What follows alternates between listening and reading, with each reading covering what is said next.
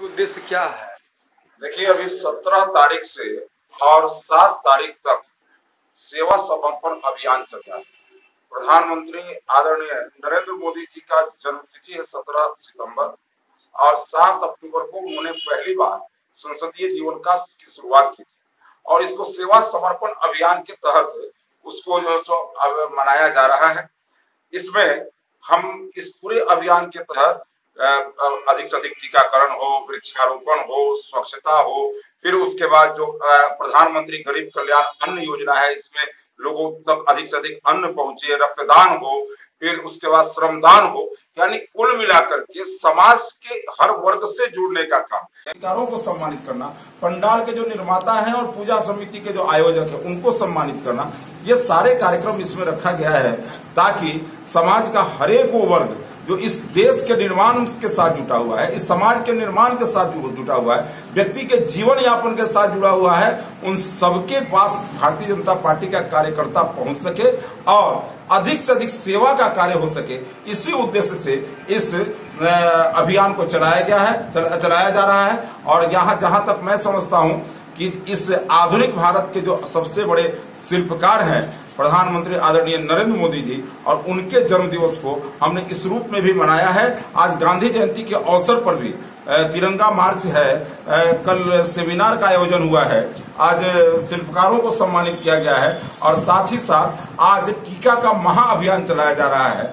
जिस टीका के आप एक बार जन्मदिन के 17 सितंबर को भी चलाया गया था, आज भी चलाया जा रहा है और भारत आश्चर्यजनक रूप से दुनिया के अंदर एक मिसाल कायम कर रहा है कि एक दिन में 2.5 करोड़ लोगों को टीके का डोज दिया जा रहा है। दुनिया के अंदर यह मिसाल कायम हो रहा है।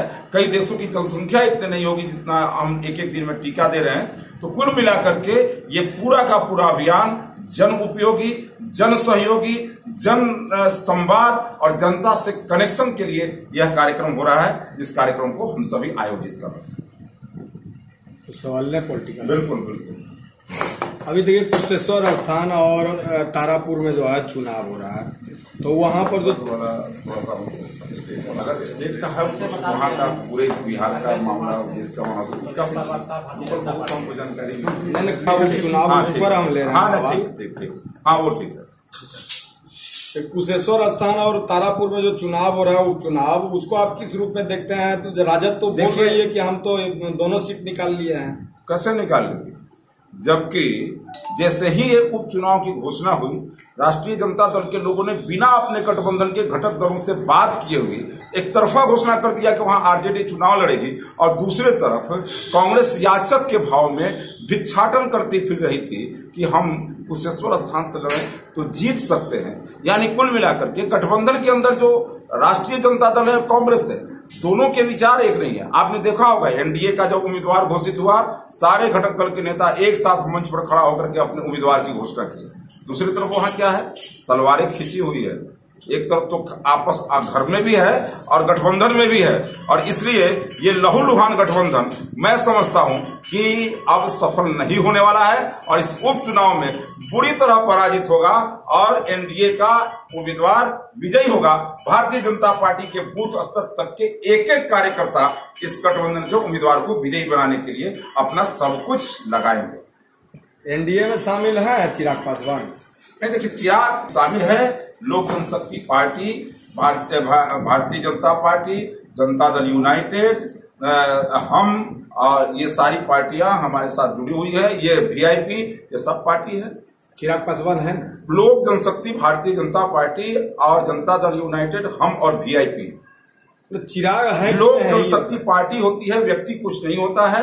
लोक जनशक्ति पार्टी भारतीय जनता पार्टी और जदयू के साथ उसका गठबंधन होता है। हम व्यक्ति के साथ गठबंधन नहीं करते हैं, पार्टियों के साथ गठबंधन करते हैं। अच्छा, जीतन राम मांझी जो बोल रहे हैं कि रामायण में जो राम जी को भगवान मान रहे हैं, वो कोई भगवान उगवान है नहीं। होता है कभी कभी किसी के कोई ऐसा कोई व्यक्ति उनके पीछे लग गया होगा, ऐसा कहवा दिया होगा, लेकिन है क्या कि उनके नाम जीतन राम मांझी तो पूर्व मुख्यमंत्री रहे। फिर भी होता है कभी कभी ऐसा, किसी के साथ हो सकता है, कोई व्यक्ति पीछे लग गया होगा, कहवा दिया होगा, लेकिन राम तो उनके नाम के साथ है।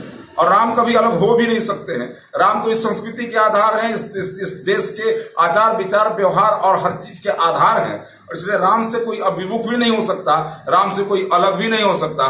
जो राम से विमुख होता है वह उसकी क्या गति होती सभी जानते हैं। और इसलिए जीतन राम मांझी जी राम जी के साथ जिए हैं, और जब उनका अंत भी होगा तो हे राम के साथ होगा, और जब अंतिम जगह पर पहुंचेंगे तो राम नाम सत्य के साथ ही जाएंगे। और इसलिए जो महात्मा गांधी को मानता है, आज 2 अक्टूबर के दिन मैं कह रहा हूं, जो महात्मा गांधी में विश्वास रखता है वह उसको राम में भी विश्वास रखना ही पड़ेगा, क्योंकि रघुपति राघव राजा राम और हे राम उनके जीवन का सत्य है। मतलब जीतन राम मांझी राम के नाम का खिलवाड़ कर रहे हैं, राम नाम सत्य खिलवाड़ करें, राम नाम सत्य। मैंने कहा कि हर व्यक्ति के जीवन का अंतिम सत्य है, उनके भी जीवन का अंतिम सत्य होगा। जीवन भर राम के साथ जिए हैं और अंत में भी राम के साथ जाएंगे, ये भी उनके जीवन का सत्य है।